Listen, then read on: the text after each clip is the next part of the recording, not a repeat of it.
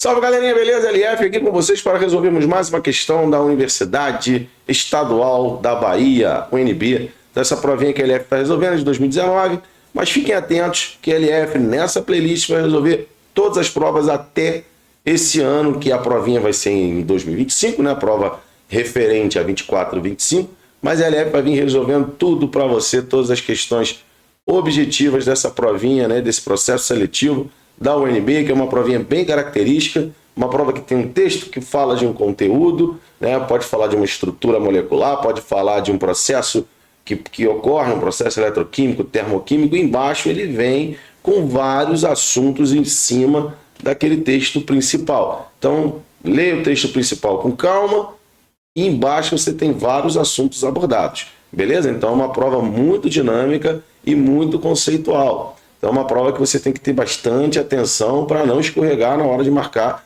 a opção verdadeira. Então vem com o LF, vamos fazer mais uma questão, vamos treinar bastante isso. Vão ser várias provas que vocês vão treinar e aí vocês vão ficar tinindo nesse vestibularzinho maravilhoso desse estado lindo do Brasil, que é o estado da Bahia. Então vem comigo, vamos lá, vamos resolver mais uma questão da UNB. Vem com o LF.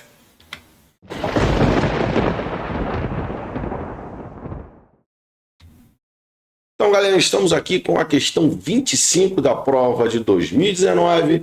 Então, a LF vai resolver com vocês essa questãozinha que tem como texto base esse texto aqui que está sendo apresentado para vocês. Então, depois a gente vai colocar os assuntos abordados que a gente vai ver lá em cada item, tá? Então, os fertilizantes utilizados na reposição de elementos químicos. Então, ele fala aqui, ó, do nitrato de potássio. Então, ele fala do hidrogênio fosfato de potássio. Então ele fala do cloreto de amônio, tá? Então ele diz aqui que são nutrientes, né? As raízes da planta sob a forma de íons obtidos na dissolução de sais na água refletida no solo, dependem também do pH do ambiente. Então tem aqui uma série de compostos inorgânicos, ele deu um nome, fiquem ligados, que ele está dando o nome e a fórmula para vocês, ó. Então ele está dando aqui uma colherzinha de chá, está dando o nome e a fórmula, fiquem atentos para a maneira que esses nomes estão sendo apresentados, né? Fiquem ligados com a característica, ó. Se você tem aqui, ó, ato, significa que esse cara tem oxigênio, e isso vai indicar também o NOx desse nosso amigo aqui, fósforo.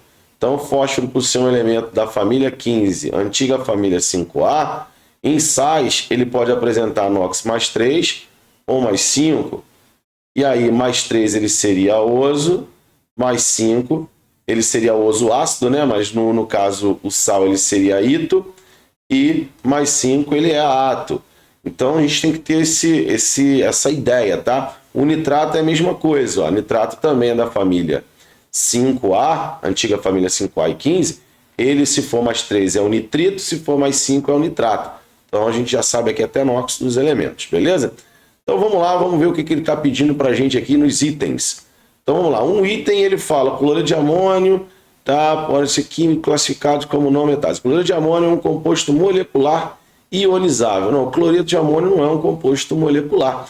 Ele é formado por dois íons, um íon é o NH4+, e o outro íon é o Cl-. Então galera, ó, já estamos ligados aqui, ó, ligação química, ele já pede.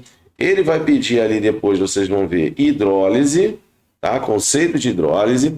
Ele pede também conceitos de nomenclatura dos compostos inorgânicos, nomenclatura de sais, tá? Nomenclatura de ânions, tá? E também fala de raio iônico, tá? Também fala de raio iônico. Então é uma provinha que você tem que ter atenção, porque cada item é um assunto. Cada item é um assunto. Então, o que cai na UNB? Gente, quase tudo, tá? Quase tudo. Então, cada item desse aí, vamos sei lá, são 7 questões, sempre com 5 itens cada, eles conseguem abordar uma grande quantidade, uma grande gama de tópicos relacionados à química. Então, a gente já viu que a questão é falsa.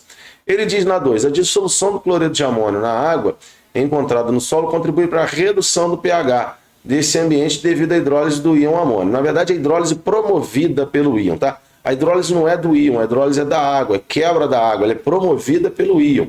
Então, quais íons promovem hidrólise? Galera, uma outra coisa. Como é que a gente pode diminuir o pH da água? A gente pode diminuir o pH da água colocando um ácido, seja ele forte ou fraco. A gente pode diminuir o pH da água colocando um óxido ácido, beleza? A gente pode diminuir o pH da água jogando um sal, né? Vamos botar assim, ó, um sal de base fraca, no qual o cátion vem de uma base fraca e o ânion vem de um ácido forte.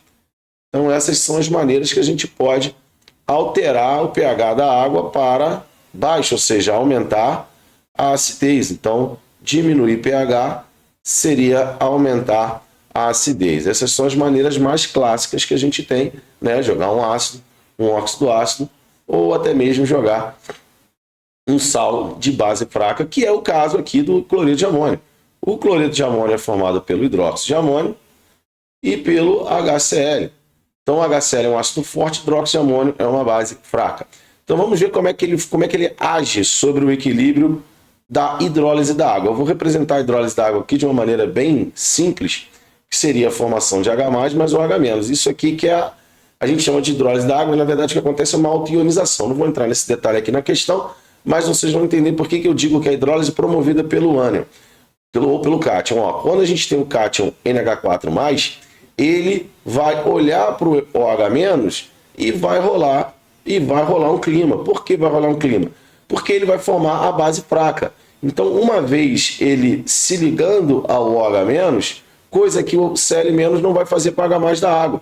Por que o Cl- não se liga ao H+ da água? Porque ele vai formar um ácido forte que já ioniza. Então ele já separa, então nem chega a formar. Então o Cl- nem olha para o H+, e nem o H+ olha para o Cl-. Então eles vão olhar um para o outro e vão formar a base fraca, que é o NH4OH. Então o que acontece nesse equilíbrio? O NH4+, ele retira o OH- do meio, e aí o que o equilíbrio faz? Segundo Le Chatelier, se a gente retira produto, o equilíbrio vai ser deslocado para formar mais produto. Isso vai ocorrer um acréscimo na hidrólise da água, ou seja, mais água vai quebrar e vai aumentar a quantidade de H+, diminuindo a acidez do meio. Logo, essa opção é verdadeira. Se você tivesse que colocar o equilíbrio de hidrólise, você colocaria NH4+, colocaria a fórmula da água nessa maneira aqui para ficar mais fácil. O NH4+ vai roubar o OH-, vai formar o NH4OH e vai deixar o H+ aqui, ó. Então isso aqui seria a equação de hidrólise. Então, hidrólise é um processo promovido por um cátion ou por um ânion. Tudo bem? Então vamos ver aqui porque as outras agora são falsas. O átomo de nitrogênio no ânion do ânion nitrato, presente no KNO3, possui um par de elétrons não ligando disponível.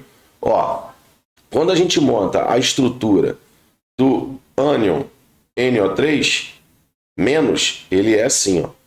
Ou seja, seu par de elétrons já está comprometido com ligações químicas, tá? Então não tem como, porque o que está acontecendo? O nitrogênio, ele está fazendo mais ligações do que ele pode, ou seja, ele está envolvendo o par de elétrons dele nessas ligações, porque o nitrogênio é da família 5, ele pode fazer até 3. Como ele só tem orbital S e P, ele não pode aumentar o número de ligações, assim como o fósforo, que é o cara do seu grupo, consegue. Um exemplo disso é o fósforo, ele pode fazer mais do que 3 ligações, ele pode fazer 5. Também comprometendo seu par de elétrons, mas ele não fica positivo, o nitrogênio fica.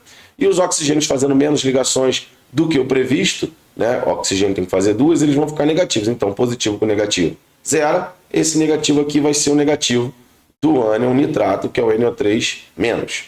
Beleza? Mas essa opção é falsa. Vamos para a opção 4. A reação química de neutralização parcial entre o ácido fosforoso e o hidróxido de cálcio leva à formação do hidrogênio fosfato. Opa! Formoso periquito, ó. Toda vez que o ácido foroso, o sal vai ser ito. Então, nada que ver a gente marcar isso aqui como verdadeiro. É falsinha. O maior raio iônico do cátion cálcio em relação ao raio do íon potássio favorece. Vamos ver isso aqui. Bom, o potássio na tabela periódica, vamos ver pelos elementos. Ó, você já poderia ver pelas cargas. Perdeu mais do que um elétron, o raio diminui bem. Mas a gente pode ver pelo átomo, que vai valer também pelo cátion. Eles estão nessa sequência aqui no período. E a gente sabe que no período o raio aumenta em sentido oposto ao número atômico. Porque quanto maior o número atômico, maior a atração do núcleo em relação à última camada. Então, quando eu ando em direção ao gás nobre, ou seja, nesse sentido aqui, ó, que é o sentido de aumentar o número atômico, é que viria o elemento 21, 22, 23, blá, blá, blá, blá. Quando eu ando para cá, o raio diminui. Então, quando eu ando no sentido contrário para o potássio, o raio aumenta. Então, o potássio é maior do que o cálcio, não o contrário. E até mesmo se a gente falar de raio iônico, vai acompanhar da mesma forma. Belezinha? Então, a gente tem que a opção verdadeira é a opção 2. Galera, questão, vamos lá, vamos ver aqui, ó. Questão falou de ligação, estrutura de Lewis, né? Estrutura de Lewis por nitrato, ele está cobrando isso, hidrólise de cátion. A questão cobrou nomenclatura, né? De sal a partir da nomenclatura do ácido. Então, cada item um assunto. Beleza? Então, se acostume na prova do ONB, é uma prova muito bacana que a LF está resolvendo aqui para você. Beleza? Então, vamos para a próxima questão. Vem comigo, o nosso lema é: vamos resolver. Vem comigo.